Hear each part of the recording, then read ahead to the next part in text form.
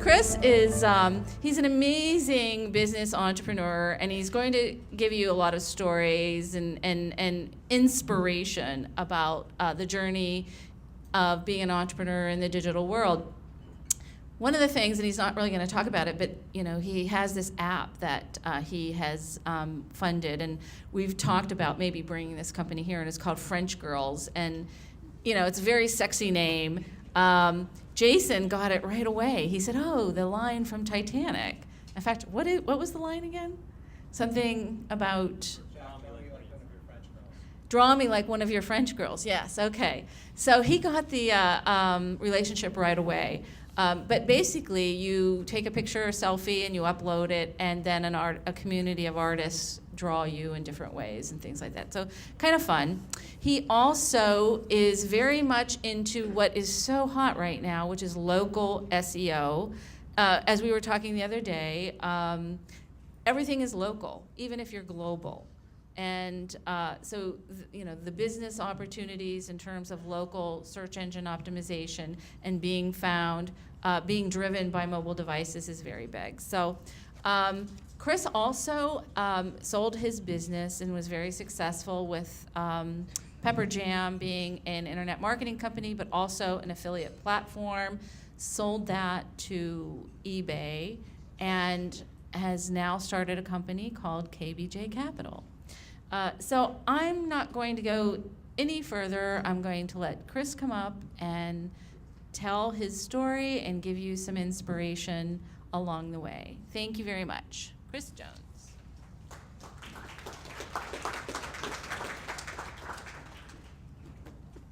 right. Good afternoon. How's everybody doing? Can you hear me okay?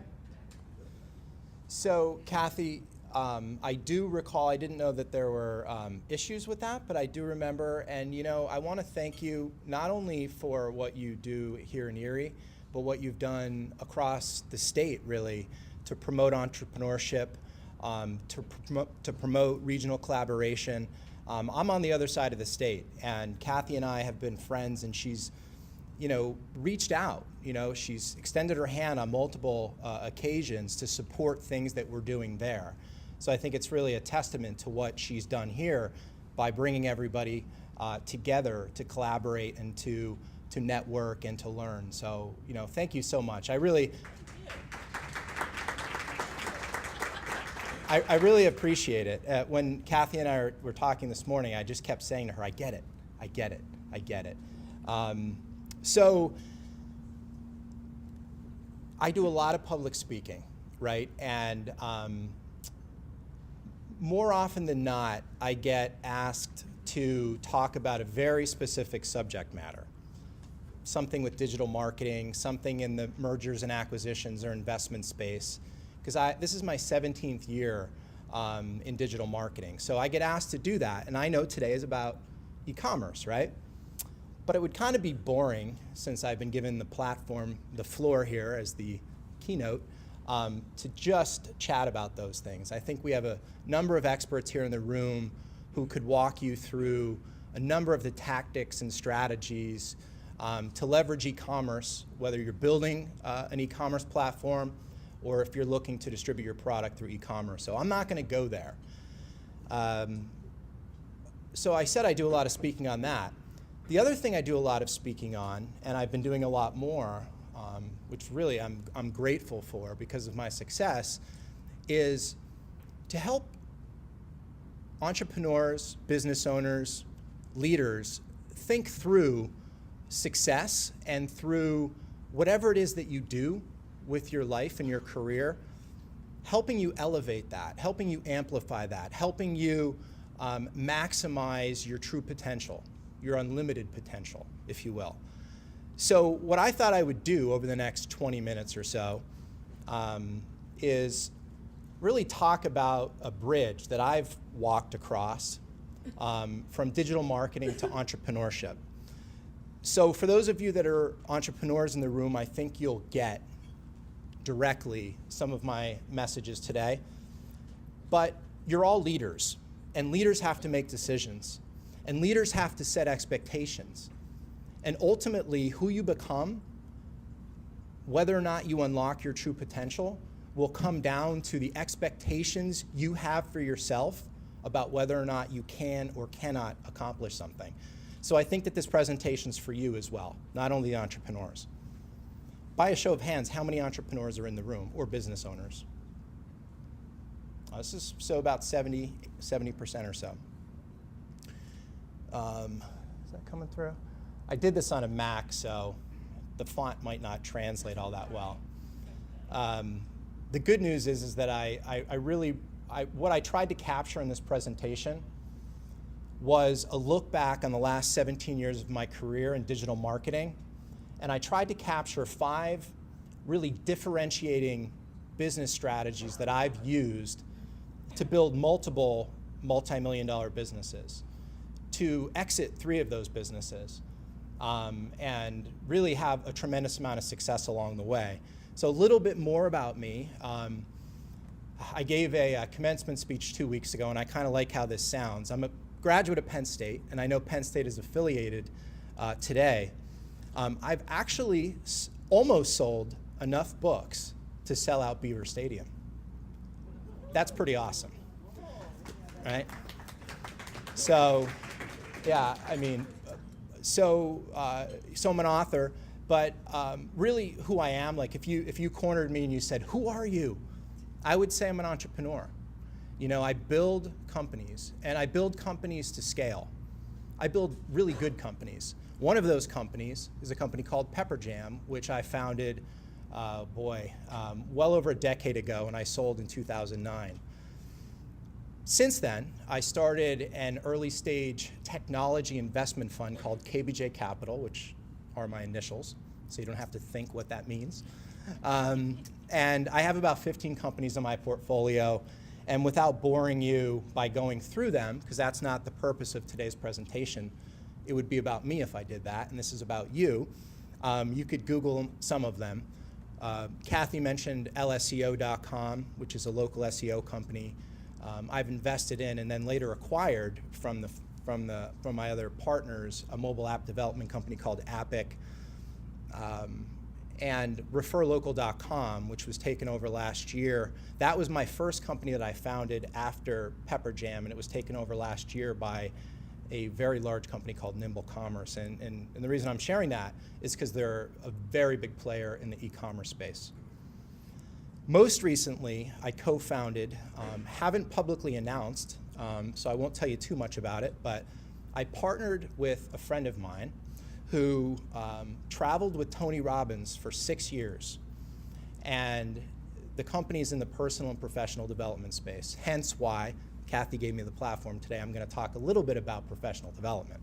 But the name of the company is Aspirational, and over the coming months, I'll be talking more about that publicly.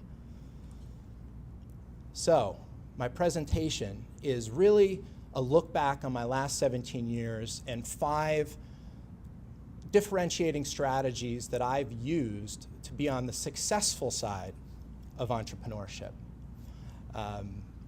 One of the things that I learned from Tony Robbins, and by the way, I've been to 17 Tony Robbins shows, live events. I've walked on fire 6 times.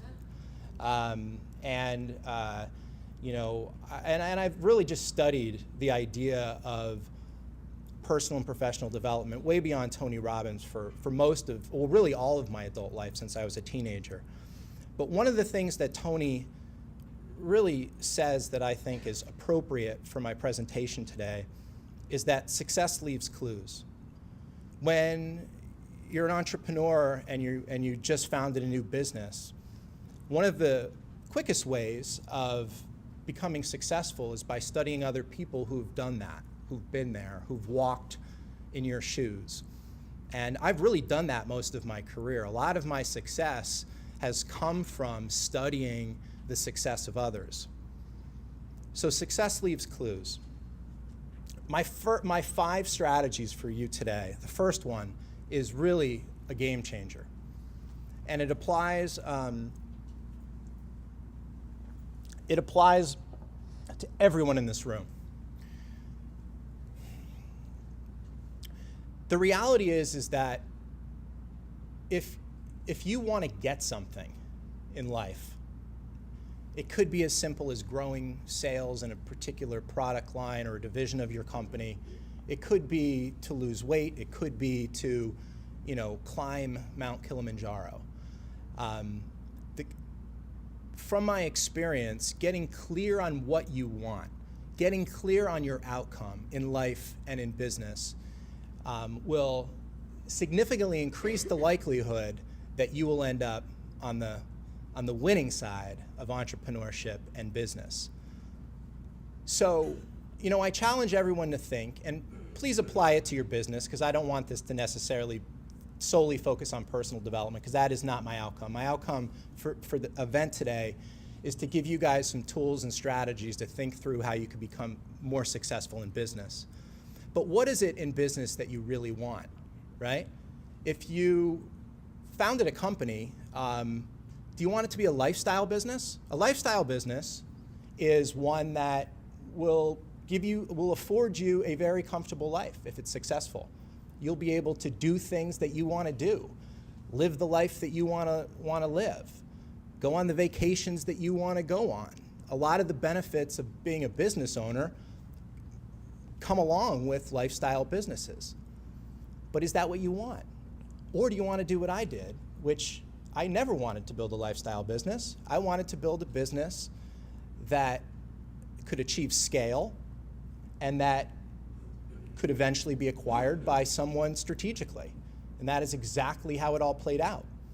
But the reality is, ask yourself, what is it that you want? And the reason this is important is because that first step happens naturally when you're really clear. So there's really two parts of it.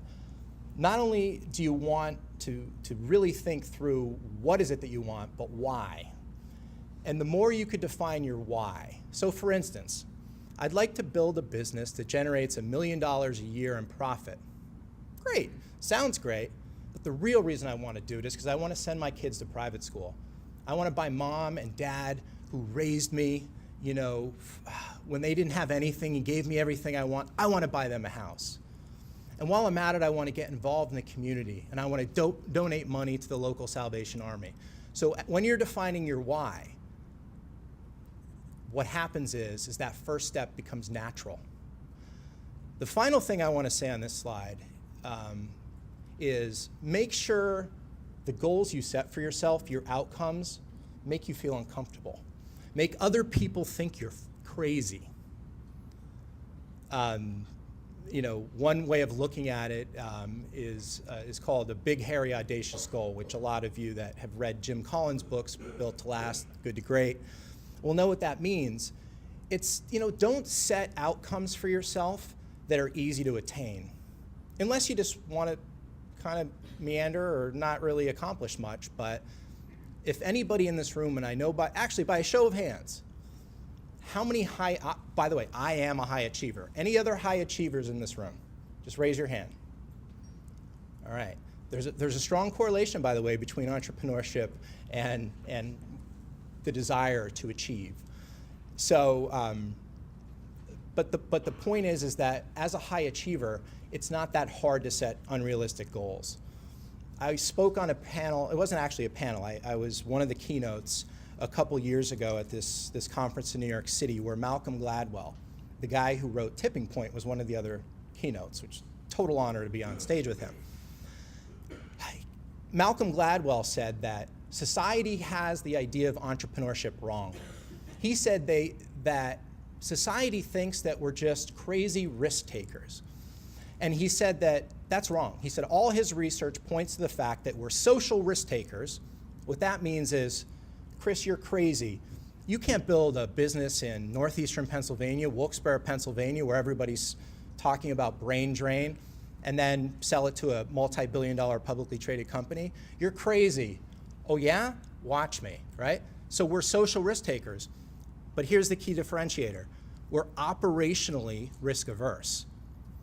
Successful entrepreneurs are operationally risk averse. We know, we think through, we get clear on our outcome, and we think through how to get there. So get clear on your outcome, and then put a lot of emotional why around it. That first step will come so much more naturally. I was chatting about this morning, and I clearly don't have enough time to really dive into this topic as much as I would like to. But if you want to build a successful business, you always have to be building your brand. How many people in here anybody in here have the Apple Watch? I'm the only person that's got an Apple Watch? Yeah, all right. Anybody in here have an iPhone? Anybody in here own any Apple products? Please raise your hand. Let me start by saying that from my experience, it's rarely the best product or the best service that wins. Write that down and never forget it. It almost never happens. Great companies build products and services that make us feel a certain way. So when I got my iWatch, I actually said iWatch and someone was like, oh, it's not iWatch, it's Apple Watch. But when I got this a couple weeks ago, it came in this big box. And it was a brown box, and I was like, this can't be the Apple Watch. This box is way too big. And then I opened it like it's the golden ticket from Willy Wonka. And I open it up, and inside is another big box, and it's heavy. I'm like, this is supposed to be a watch, right? So I open that second box, and inside is this large, white, well-packaged, you know how Apple puts the plastic around all of their products? It was wrapped up, and it was heavy and durable, and it was smooth, and it made me feel really awesome. I didn't even see a watch yet. It was just the box. And then you know how the plastic on that box is so tight, so I popped off the plastic. And here's my favorite thing about all Apple products, is when you open that box, it goes, you know, it has that suction because it's just protecting whatever it is that's in the box. And then once I got the top off, the really awesome, by the way, Apple Watch box, there was the watch just waiting for me, just laying there. This isn't an accident. Great companies go beyond their product or service. And when we talk about brand, you have to think about how you go beyond your product or service. I mentioned this earlier. Listen, I'm an investor. I've helped raise over $30 million for my startups over just the last couple of years.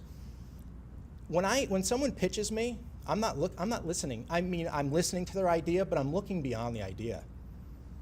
Really, ideas are a dime a dozen. Please don't take offense to that. Success is about execution. Success is about how your product or service makes people feel. So I put this quote on the bottom. I wrote this last night. So I've been I swear to God, this is so sincere too.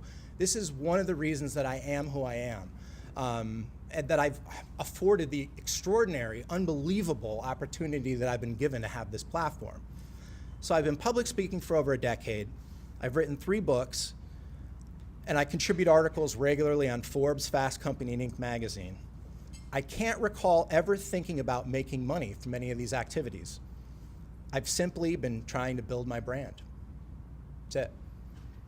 My outcome for my brand is I want to give you more value than you give me. And as long as I continue to do that, you're going to buy my stuff. The third strategy is something that I got at a pretty young age in my entrepreneurial career, and it's pretty appropriate that I share this with you today. You know, Pepper Jam would have never become what it became without the team I built. It happened pretty quickly that even though I was a brand, people would type my name and associate it with the business. The reality is that the team that I built really defined the elevation of success that I had with that business. So Warren Buffett says, you know, hire smart people and get out of their way, which I think it's probably one of my most cited quotes. I quote that one all the time. But you always have to be on the lookout for great people, hiring great people. One of those smart people is actually here in the room today. I had confirmed with Ned Fryer, who's here from Pepper Jam. It's actually now called eBay Enterprises. But I hired Ned 8 years ago. Ned, where do you work? Same company. If that's not a validation of the idea that you've got to find smart people and hire them, You have to let them lead. You have to promote accountability, right? But you have to be willing to take the sword if they screw up. This whole idea of, I'm going to get to it in 1 second, but why certain entrepreneurs are successful and others aren't. Really, really, you're only as good as the people around you, and you need to take that very serious. I mean, so serious that you have to be very self-aware of what you're good at and what you're not. And what I've been saying for a long time is you need to hire your complement. For me, Mike Jones was that guy. So affable, so, he was able to play a bad cop role and certain things that I'm just not good at.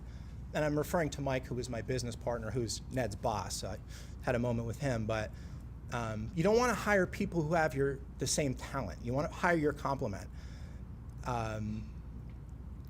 And one other thing that I learned just over these years is that conformity, especially in how quickly technology is just changing the game, is a death knell. You need to encourage independent thinking and promote diversity over conformity. It just doesn't work that way. So the old traditional ways of thinking about how you build, how you set up an office, if you guys don't have open floor seating, if you guys have cubicles and those kind of things, I really encourage you to think it through. That's not the type of stuff that promotes independent thinking. You should celebrate the weirdest or the quirkiest or the most eclectic person on your team. Let him or her actually, share their story for why they do whatever they do. Get tattoos, pierce their nose, dye their hair, whatever it might be. Oh, I did want to mention, though, that even though that sounds flowery and kind of like, just hire the best people, the reality is that you need to get rid of people who don't fit into your culture. Don't let them stagnate. I'm a big performance guy. Like, if you perform on any of the teams that I have, I'm your champion. Like, I will go to bat in an extreme way. If you're not performing, it's not a good fit. So I just encourage you to identify those people. Because, by the way, you could look at it positively and say, they're just not a good fit. They're going to excel somewhere else. They're not actualizing here. They need to be in a different environment to truly become, to achieve their full potential.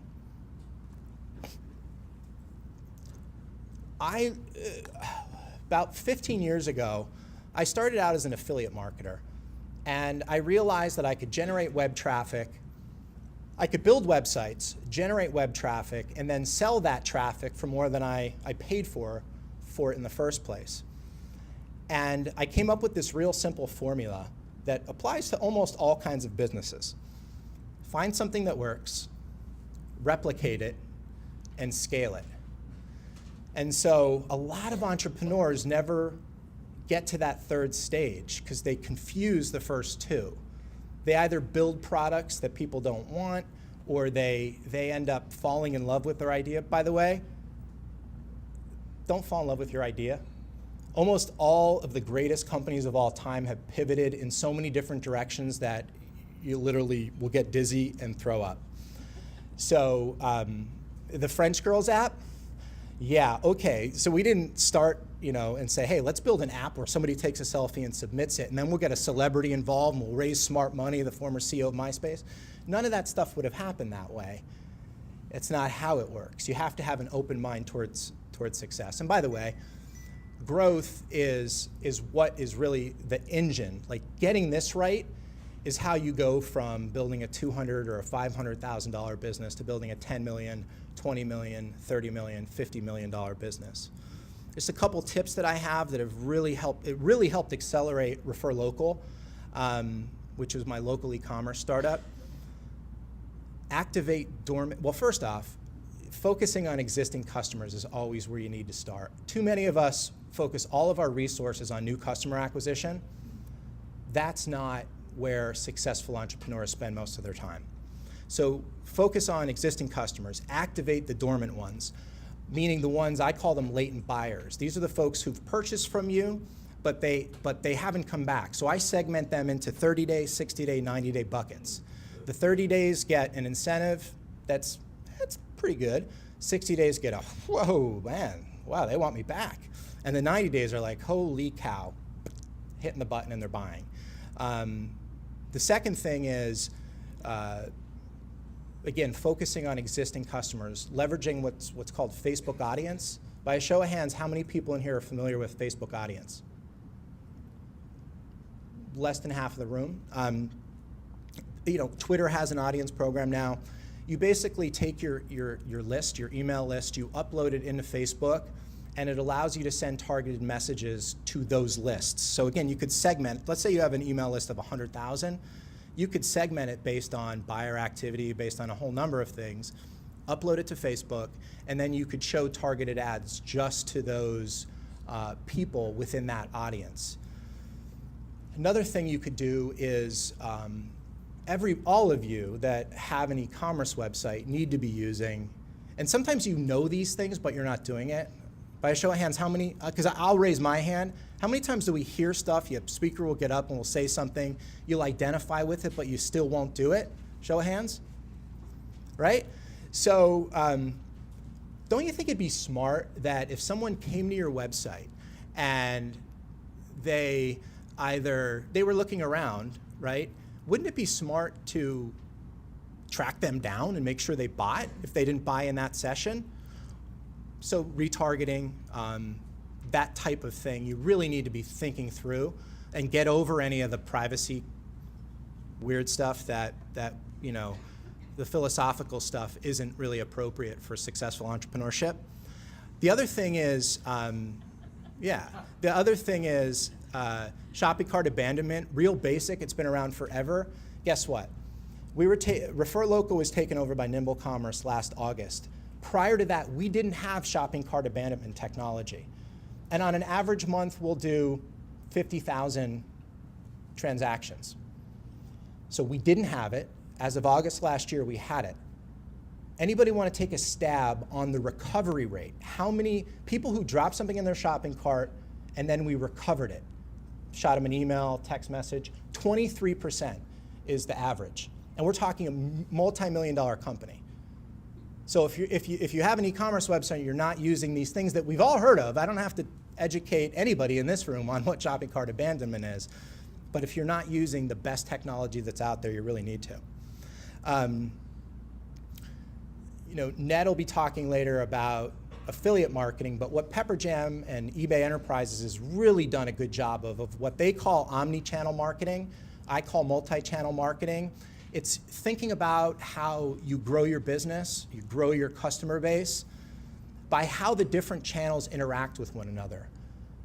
It's great if you're good at SEO and you have high organic search placement, but if you could also have an effective email campaign, an effective Facebook audience campaign, among other things, how these things work together is where really the top e-commerce companies and the top businesses are again going from 250 to 5 million to 10 million. The biggest companies get that. The other thing is, one of the reasons that Pepperjam was so successful is that we drank our own Kool-Aid. Like, we were really good digital marketers. And it's no surprise we were spending in our prime there probably $50,000 to $100,000 a month in pay-per-click spend. And we were crushing it. We had 150 leads coming in a week, for our services back in our prime. We're drinking our own Kool-Aid, meaning, again, sometimes when you're doing these services for other people and you're wondering, how come I'm not getting the lead exposure that I'd like? So the fifth and final strategy, has this been helpful? It's a little bit different. Has it been helpful? I hope so, and I apologize for going a little bit left of center versus me standing up here just diving into, dormant buyers and how we activate them and all that stuff. All right, so I have been absolutely obsessed. When I sold my company back in 2009, and then I became a full-time investor, I thought to myself, holy cow, it would be valuable if I could share what I know now that I didn't know then. Like, if I could bottle that up, Like, people would want me to invest in their companies. I'd probably get some really good deal flow, meaning get to see a lot of different business or investment opportunities. But I need to really think through what I know now that I didn't know then. And there were a lot of failures, a lot of lessons. Failures, by the way, failure, you know what failure is? Failure is an opportunity not to do something again. You know what failure is? Failure is a gift, because failure tells us to move in a different direction. If you have a really bad association with the word failure, I really encourage you to redefine what it means to you, because failure is one of the primary reasons all of us don't take the action we want in our life to achieve our full potential. Get over it. Get over negative associations with failure. Failure is a gift. But you know, what did I learn from those failures, you know, and whatnot? So, and again, you know, reflecting back on how I started this presentation, that success leaves clues. So here's the reality. Unfortunately, 85 to 95% of small businesses fail within 10 years. There's a lot to learn there, isn't there?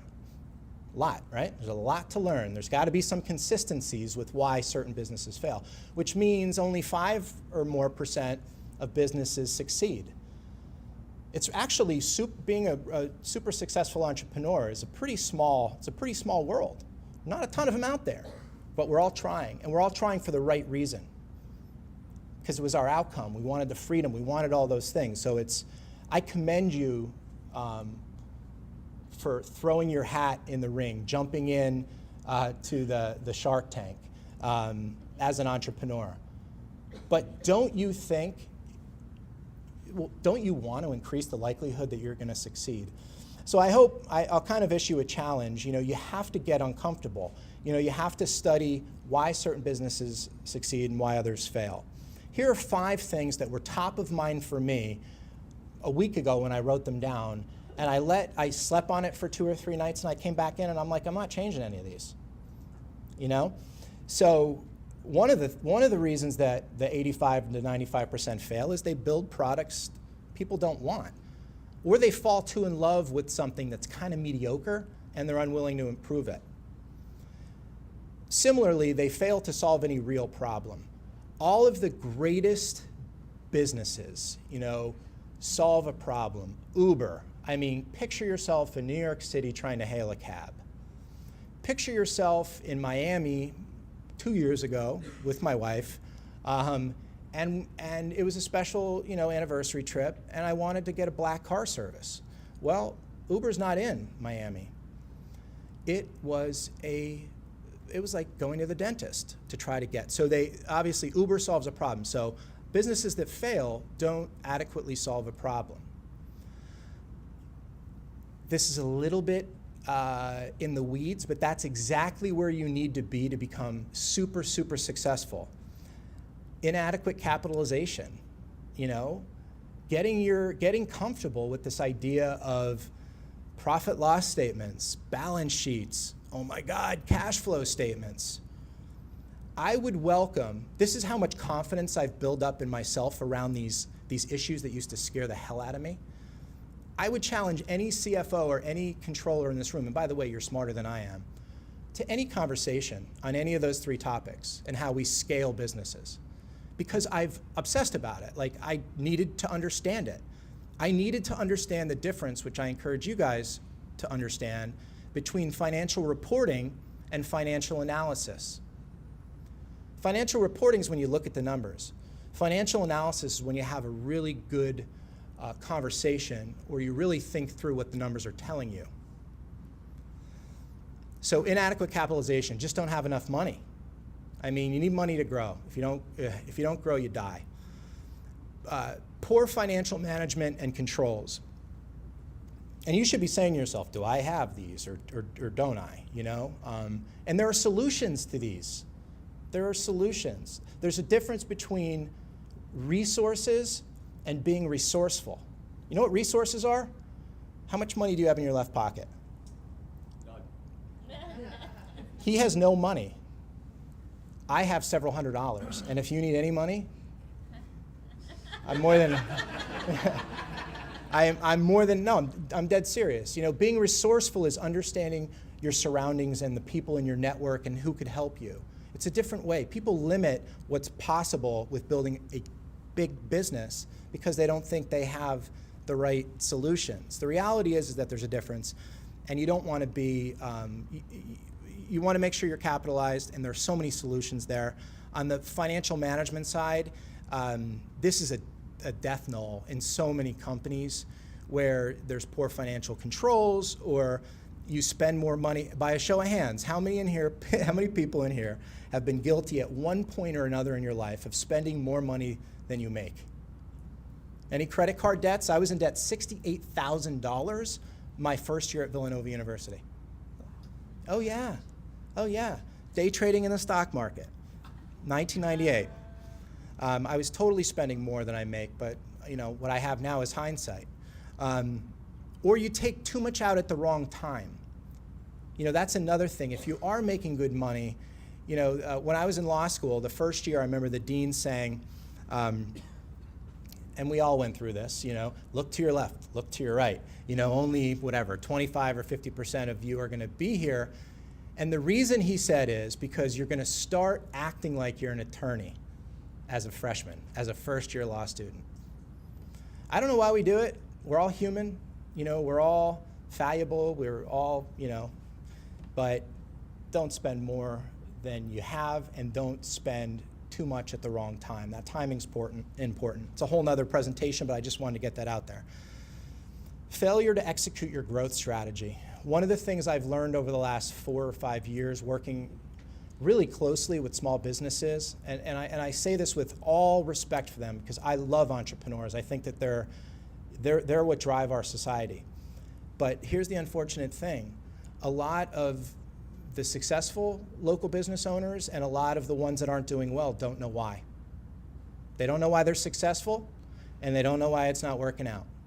I could tell you why.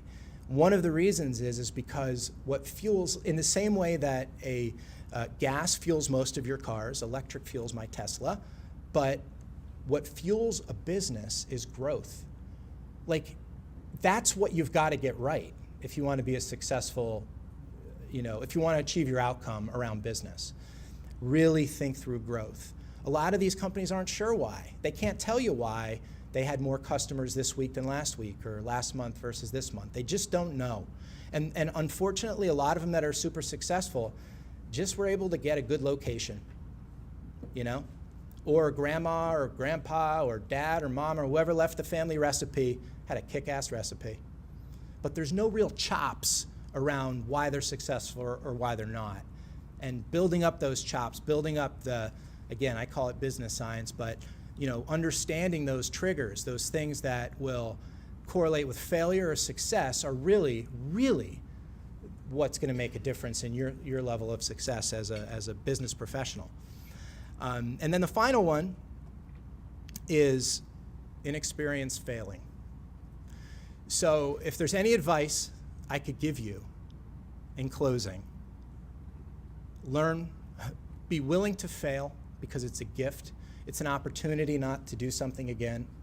And also open it with open arms because it gives you that much more likelihood that you'll succeed. So unfortunately, a lot of the failure, I think that 85 to 95% of business, to be fair, that fail is a little bit misguiding because the reality is that's a lot of first-time entrepreneurs. But what we learn as entrepreneurs is, I think most of us learn the lesson, you know, and we come back stronger and we build bigger businesses, or we give up and we go into whatever, some other industry. But the reality is that be open to it because inexperience failing, I'm telling you, I slept on these points for for over a week, you know. So anyway, I think in closing, you know, I would hope that some of the reflections that I shared with you today will tap into something within yourself to say, you know what, I could do better, you know? Maybe there is some potential within me that I'm holding back because I fear failure. Or maybe, you know what? Maybe if this guy who stood up before me, who grew up on the left-hand side of a blue double block, and built a company and sold it to a multi-billion-dollar company and then sold 2 more. And did I tell you guys I'm in my 30s? Did I tell you 2 weeks ago I was on national TV on Fox Business with a celebrity right next to me? Remember, I'm building a brand, but I'm not doing it for money. I want to unlock and achieve my greatest ambitions, my greatest outcomes, my greatest dreams. And my why?